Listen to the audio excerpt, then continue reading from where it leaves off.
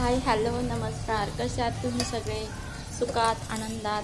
आम्ही पण सुखात आनंदात। मी लोणचं केलेलं आहे, हे आता मी दाखवलं ना, ते आंब्याचं लोणचं केलेलं आहे 1 किलोचं।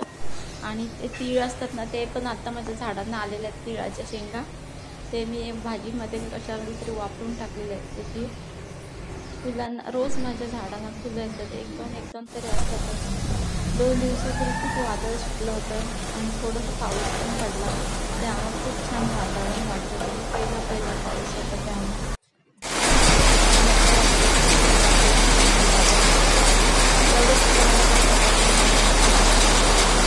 सुटल्यावर मिरच्या धुवून सुकत ठेवल्या की परत म्हणजे स्वयंपाक करताना बरं पडतं, पटकन धुतलेल्या मिरच्या असल्या की। आणि हे तुळशीचे रोपं एवढे छान उगवलेत, बाकीच्या कुंड्यांमध्ये पण उगवलेत, पण फक्त जास्त उगवलेत ना ते दाखवले तुम्हाला मी। आंबोळीसाठी जे पीठ भिजवलं होतं ना, तुम्ही बघू शकता किती छान जाळी आलेली आहे आणि कसं उगून पीठ वरती आलेलं आहे। 1 वाटीचं आहे, 1 वाटी तांदूळ, अर्धी वाटी उडीद डाळ, 2 चमचे चण्याची डाळ आणि जो मसाल्याच्या डब्यातला जो आपला चमचा असतो ना, पाव चमचा मेथी घेतलेली आहे। आपण पोहे खातो ते नाही घ्यायचं, मसाल्याच्या डब्यातला चमचा घ्यायचा। किती छान पीठ तयार झालेलं आहे। 7 ते 8 तास हे सगळं भिजत ठेवायचं एकत्र, स्वच्छ धुवून। आणि अगदी मी 2 चमचे मी पोहे घातलेत, कारण एकाच वाटीचा आहे ना, त्यामुळे तुम्ही 1 ग्लास मोठा वगैरे असेल तर मग मूठभर पोहे घालू शकता। त्याच्यामध्ये मीठ घालते चवीनुसार। पीठ न चांगलं असं हात घालून असतं तुम्ही फेटू शकता, चमच्याने फेटून घेते, कारण म्हणजे हात भरला की दिवाळात वगैरे जास्तीचं असतं तर हात घालूनच फेटायचं। हलकं पीठ व्हायला पाहिजे आपल्याला ते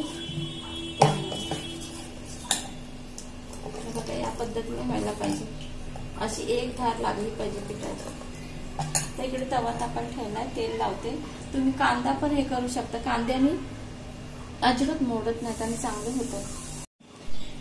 तवा इकडे तापलेला आहे आणि कांदा आपण फिरवून घ्यायचा, म्हणजे अजिबात मोडत नाहीत आंबोळ्या।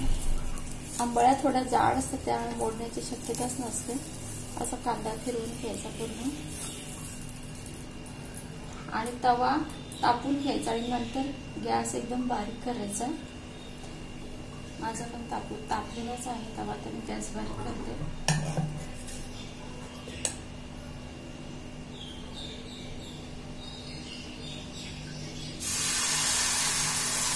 या पद्धतीने चमच्याने घालायचं, थोडे हलके त्याचे परतून घ्यायचे।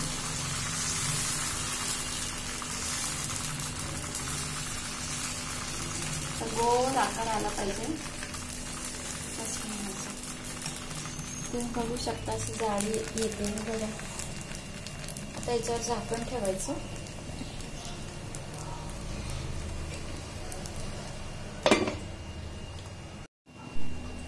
एक 7-8 मिनिटांनंतर चेक करायचं, असं झाकण काढायचं। तुम्ही बघू शकता कडा सुटलेल्या आहेत, कडा सुटलेल्या असल्या ना की उलटवायचं, उलटून घ्यायचं। सगळ्या अशा एक साईडने सोडून घ्यायची कडा। बघू शकता जाळी पण आलेली आहे छान।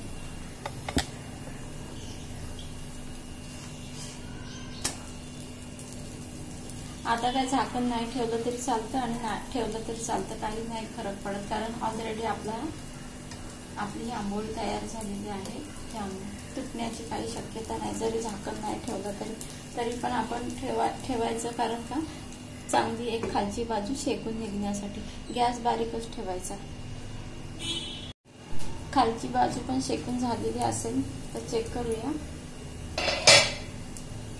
हे डाळ वगैरे तांदूळचं मिश्रण 7 ते 8 तास भिजवायचं, बारीक करून ठेवायचं आणि परत ते एकजीव मिश्रण करायचं सगळं। थोडंसंच पाणी घालायचं, जेवढं आधी तर पाणी नाही घालायचं, पाणी न घालताच वाटून घ्यायचं आपल्याला। तुम्ही बघू शकता किती छान झालं।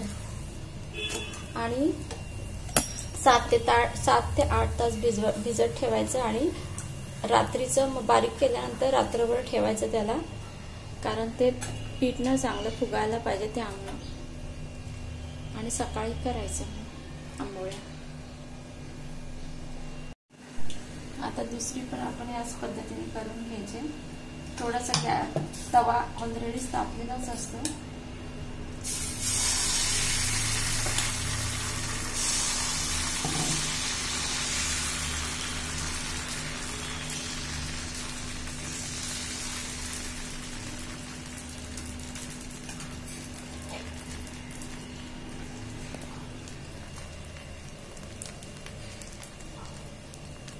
झाकण ठेवायचं.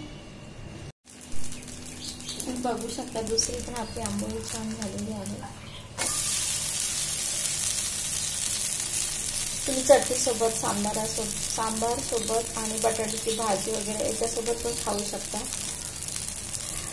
नॉनव्हेज आपण करतो ना, कोळंबी, चिकन, मटन, त्याच्यासोबत पण खातात. ते खूप छान लागतात. किती सुंदर दिसतात. असा ब्राऊन कलर आला त्यामुळे खूप छान दिसतात. व्हाईट आणि ब्राऊन कॉम्बिनेशन कलरचं छान दिसतंय. माझे सगळे आंबोळ्या करून झालेले आहेत. तुम्ही बघू शकता किती छान जाळी पडलेली आहे. आणि इकडे तव्यात